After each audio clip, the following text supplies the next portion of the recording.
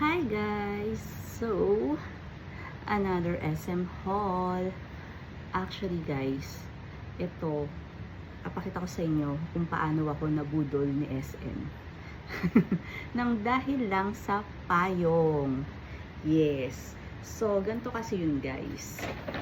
Pagpasok namin sa department store, bumungad agad sa akin yung payong na 99 pesos only. Naka-promo siya.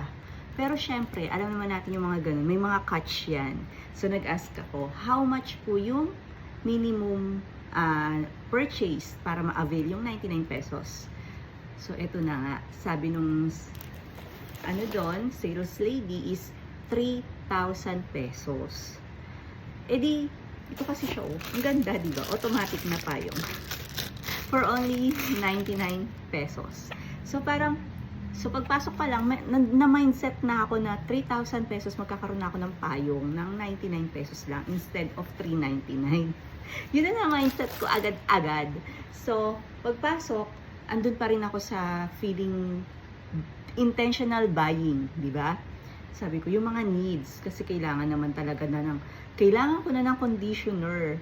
Eh, sakto naman, parang konting lakad lang, nandun na kami sa parang Watsons, hindi lang para, may Watsons din talaga sa department store. So, nandun na kami sa lane na yun. So, kung kailangan ng conditioner, sa tingin ko makaka 3,000 tayo dahil sa mga kailangan nating toiletries. Yun, agad na naisip ko. So, namili ako ng conditioner. Ito, Vita Keratin Conditioner na 249, dalawa na. So, di ba valid pa rin naman? Tapos sa mga anak ko, anak, kailangan nyo ba ng deo? Kailangan nyo ba ng body wash? Ganyan. Hindi daw. Marami pa. Meron pa. So kailangan daw nila doon dadalhin sa school na toothbrush, toothpaste, ganyan. So dala na nila ngayon. So kaya nag-video na rin ako kasi gagamitin ko na rin itong payong since maulan ngayon. So ayun na nga. So toothbrush, toothpaste na kailangan nila sa school. May nakita kami doon na parang isang pack na siya, eksakto, isang pack, mayroon na siyang toothbrush at toothpaste, tapos yung brush, mayroon na siyang cover, may takip na siya. 169 something yata or 150, mga ganyang range. So sabi ko, okay na yan, maganda naman na yan, saka may toothbrush na, may toothpaste na, may lalagyan na rin siya, hindi na natin isa-separate ng bili pa yung lalagyan. So, mading sabi, bumili ako ng dalawa nun. And then, habang nag-iikot kami sa Watsons, wala na kaming makitang kailangan namin. Di ba, kabibili ko lang nung pang sink namin na hand soap, ganyan. Katabi lang nun, yung mga makeup. Eto na ang budol, guys. So, sabi ko, parang, kailangan ko ng, di ba? Kailangan kong concealer. Yung corrector, color corrector.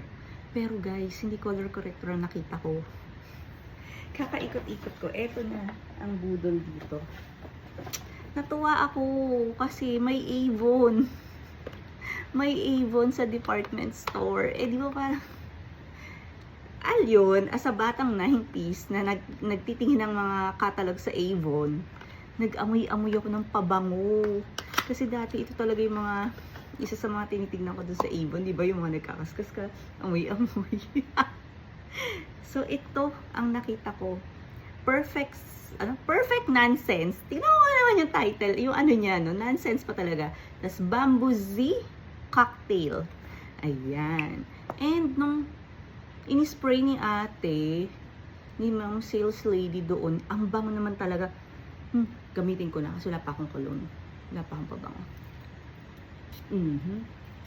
Ang bango niya. Sabi niya nga unisex to eh. So, nung pagkasabi niya unisex, pinupush ko pa sa mister ko, pero ayaw niya. So, kung ayaw mo, di, ako na lang. Ganon. Bango talaga. Tapos, yun nga daw. Sabi niya, Bamboo Z Cocktail, kasi 2 cents in 1 siya. Ganon daw siya. Parang, pag may, ano ba tawag doon? Bamboo, anong scent yun? Hindi naman citrusy eh.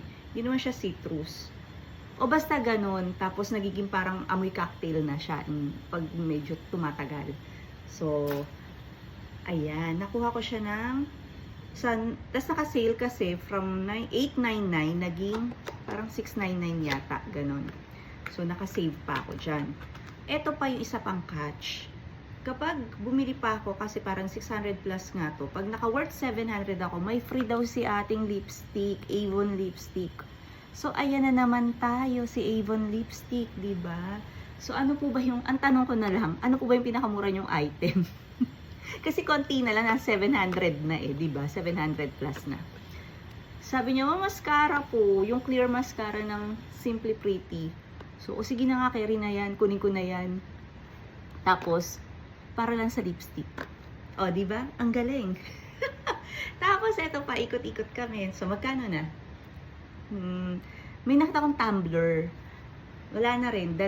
Nasa butika na. Kasi, nauna na yung mister ko doon. Dala niya ng mga malalaking bulking gamit. So, kasi magkukumute ako.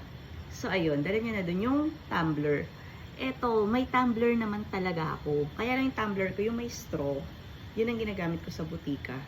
Pero ngayon, parang feeling ko kasi, ang hirap niyang, kunwari ako, yun kasi tumbler, mabibitbit ko kahit maiwan. Minsan kasi naiiwan yung may straw. Ang hirap naman bitbitin sa butika nung nakakommute ako.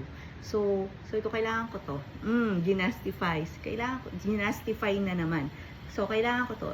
$5.99. Sige. Kasi nga gusto ko maka 3,000 worth. Pero gusto ko din, kailangan yun mga needs pa rin.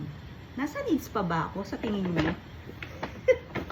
Tapos, wala pa rin akong color corrector na nakikita. Ewan ko ba, ba't hindi agad iyon yung tinanong ko, di ba? Para minsana na lang. Nag-ikot-ikot pa ako. At kakaikot, eto na nga. Eto daw, 3 pieces ng mga beauty serum, or may iba pa silang mga items doon, pero sa serum ako natutok. So, 3 or 4 pieces pala to. O, 4 pieces pala. For $5.99 only. So, sa 4 pieces, so, parang naka 100 plus lang ako sa mga serum na to. Marami siyang items na makeup. May lipstick, may lip tint, merong blush on, ang dami. May mascara, may eyeliner, lip liner, ganyan. Kaya lang, parang feeling ko kasi, mas mag-ano ko sa mga, mas mag-benefit or mas magagamit ko yung mga ganito na, kaysa sa makeup. Yung mga skincare. So, naman ako mga skincare. Ito daw pwede ng primer, ganyan. Ito parang Everbilena pala siya. O, kita mo, hindi ko alam. Akala ko, BB ka, hindi ba BB yung nakalagay doon? So, akala ko, hindi siya, ibang brand siya. So, Everbilena siya, ultra peptide serum, mga ganyan, niacinamide refining serum, lahat to may anti-aging. So, as a person na nasa 40s na, talaga namang iba yung dating sa atin pag anti-aging, di ba? So, kinuha ko to.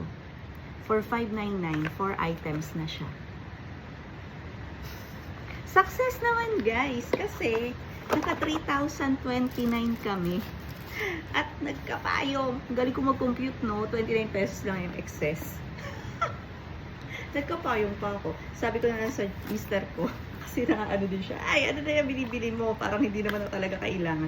Hindi. Kailangan ko to. Mauubos na yung ginagamit ko. Pero wag ka, pants lang naman yung daring bilhin, di ba? Magta-try tayo ng iba. Bakit ba? Sana masama, di ba? Paano yung mahiyang ko rin? Pag hindi, bibigay ko sa kapatid ko, kaya kay mama ko. Ganun. So, yun lang, guys. Huwag nyo akong gayahin masyado. Hindi tayo naging wais dito. Pero naging happy. Meron tayong payong. Yun lang. Thank you. Bye.